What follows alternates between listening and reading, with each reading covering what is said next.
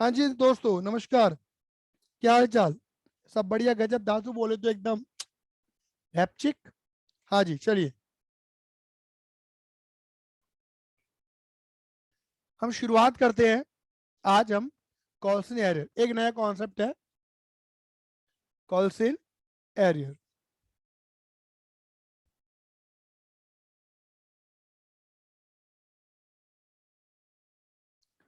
Coulson arrear, ठीक है।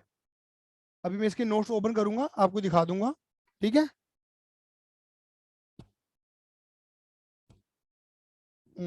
Open कर ही लेते हैं, एक मिनट रुको।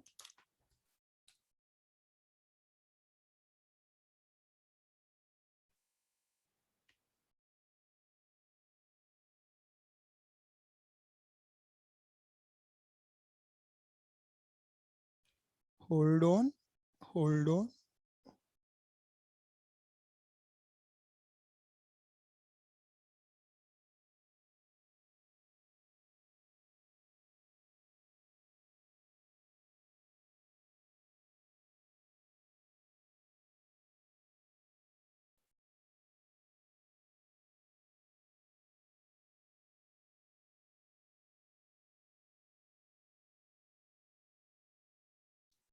ठीक है, कॉल्सन एरियर ये पढ़ेंगे बाद में हम। ये नोट्स मैंने ओपन कर लिए हैं, इन्हें पढ़ेंगे आराम से भी हम।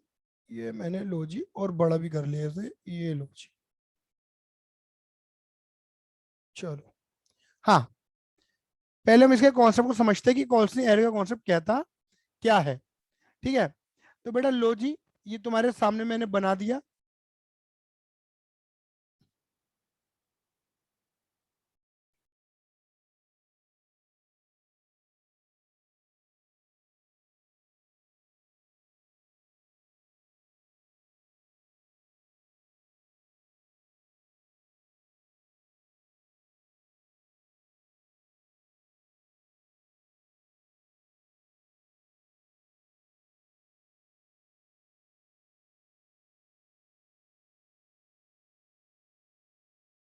ठीक है ना, ये है चंपू।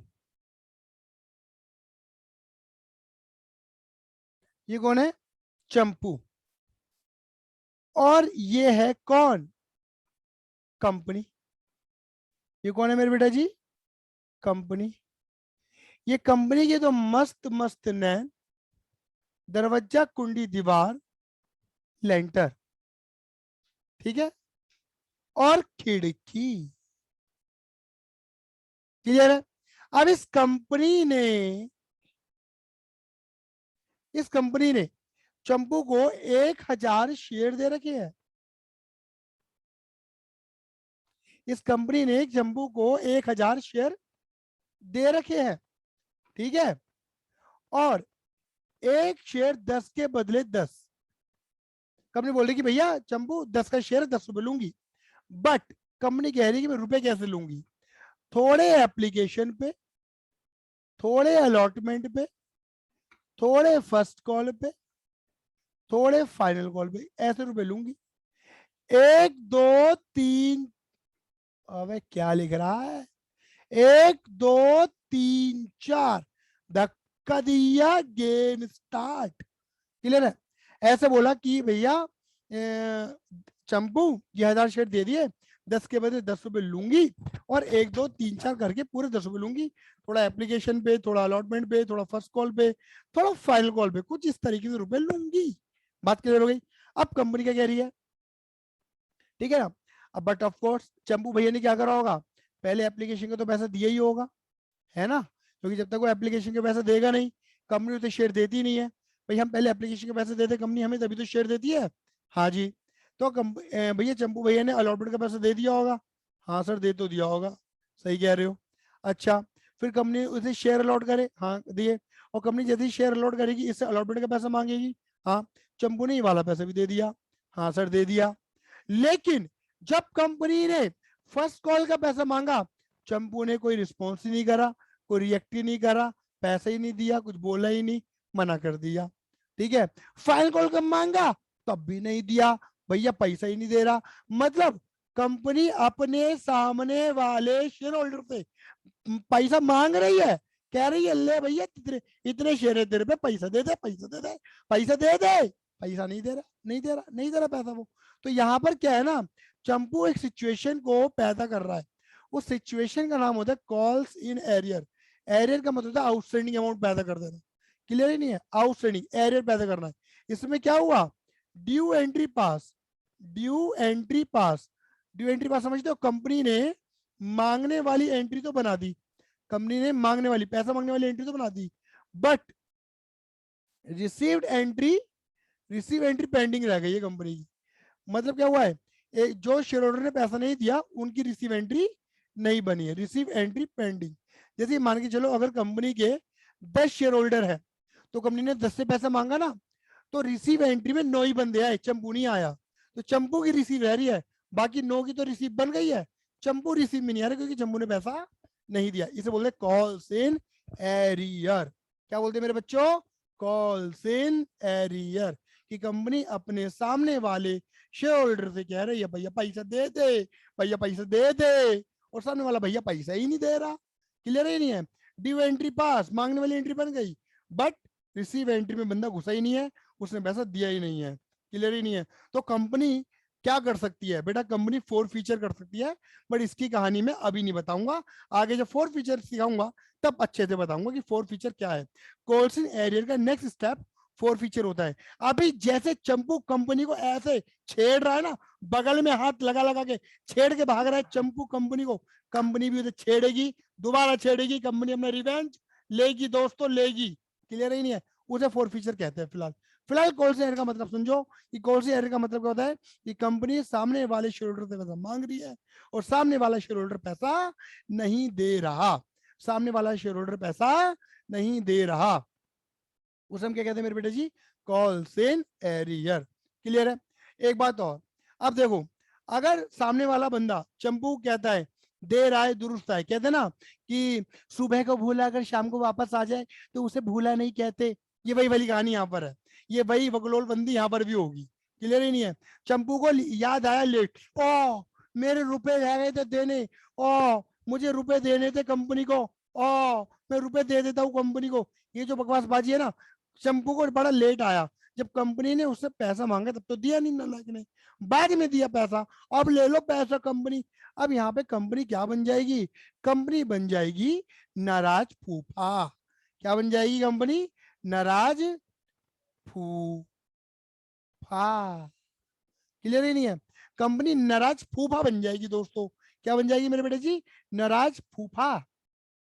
मतलब अब कंपनी को जब चंपू आएगा ना पैसे देने के लिए, बोलेगा कंपनी पैसे ले लो ना, कंपनी पैसे ले लो, ले लो ले लो ले लो ना पैसे ले लो ना, ऐसे बोलेगा वो, है ना। कंपनी बोलेगी नहीं नहीं अब नहीं लूंगा, मतलब वही तो सारी नाराज फूफा, नहीं है तो गर्लफ्रेंड वाली एक्टिंग कर रहे हो आप, नहीं बेटा नहीं नहीं नहीं, नाराज फूफा की एक्टिंग नहीं, अपनी चाहिए मेरे पैसे, हमें कोई पूछता ही नहीं, जब पैसे मांग रहे तब दे नहीं रहे हो, है अब आ रहे हो पैसे देने के लिए, अरे कोई बात नहीं चल, शाम का बोला शाम को सुबह को बोला शाम को आवे, तो भूला ना कहते हैं, ले ले चले, ले कर है पैसे तो, ठीक है ना। तो कंपनी क्या कह रही है, ले लूंगी पैसे लेकिन थोड़े ज्यादा, अब थोड़े ज्यादा रुपए चाहिए, मतलब कंपनी क्या कह रही है, कंपनी कह रही है मुझे चाहिए अब क्या, जितना तू डिले कर रहा है, जितना तूने डिले करा उतने डिले टाइम का मुझे इंटरेस्ट दे, बात खत्म। तो अ कंपनी कैन डिमांड, बोलो, a company can demand interest, a charge interest on call से एरियर, कंपनी कॉल से एरियर के ऊपर इंटरेस्ट चार्ज कर सकती है if A O A permitted, clear है। अगर कंपनी का एओए बोलेगा कि ठीक है ले लो इंटरेस्ट, तो कंपनी कहेगी भैया मुझे इंटरेस्ट के साथ चाहिए, जितना तूने डिले पेमेंट करा उतने डिले पेमेंट का मुझे इंटरेस्ट चाहिए ही चाहिए, ठीक है भैया। इंटरेस्ट कितना, जितना इंटरेस्ट का रेट, अब बात आती है रेट, रेट कितना, जितना, रेट कितना, जितना ए में लिखा है उतना, जितना ए ओ ए में लिखा है उतना, अगर ए में लिखा हो ना पहले से कि 10%, 12%, 15, 20, 25 उतना लेगी इंटरेस्ट, और अगर ए ओ ए में नहीं लिखा तो इंडियन कंपनी 2013 में टेबल एफ है, टेबल एफ के अकॉर्डिंग कंपनी कितना इंटरेस्ट चार्ज करेगी? 10% पर एनम का ब्याज, 10% पर एनम के ब्याज लेगी। दोबारा बोल रहे हो, दो अलग अलग बातें हैं, दिमाग में बिठा लेना। वाइवा में एमसीक्यू में पूछा जा सकता है क्या कि कंपनी इंटरेस्ट कब ले सकती है? तुम बोलोगे जब कंपनी के आर्टिकल में लिखा होगा, एओ में लिखा होगा, तभी कंपनी इंटरेस्ट ले सकती है। कितना लेगी? जितना एओ में लिखा होगा। दो बातें हैं, कब लेगी और कितना लेगी, दो अलग अलग बातें हैं। क्लियर ही नहीं है? कितना ले सकते हैं? जितना एओ में लिखा होगा, और अगर एओ में नहीं लिखा तो टेबल एफ के अकॉर्डिंग 10% पर एनम का कंपनी इंटरेस्ट चार्ज कर सकती है। बात आती है इसकी अकाउंटिंग कैसे की जाती है। सुन रहे हैं ना मेरे बेटा जी? बात आती है इसकी अकाउंटिंग कैसे होगी। ठीक है बेटा, कॉस्ट ईयर की अकाउंटिंग करने के दो तरीके हैं, पहला और दूसरा। बेटा एक होता है विद ओपनिंग, बोलो with opening calls in arrear account, with opening calls in arrear. और एक होता है मेरे बेटा विदाउट, विदाउट, बेटा दोनों सिखाऊंगा, पहले बोल दे रहा हूं, without opening calls in arrear account, with opening calls in arrear account और without opening calls in arrear account. With opening and without opening. With opening में क्या होता है? विद ओपनिंग में कॉल्स इन एरियर अकाउंट। लो जी, मैं एक काम करता हूँ, अपनी शक्ल को नीचे ले जाता हूँ।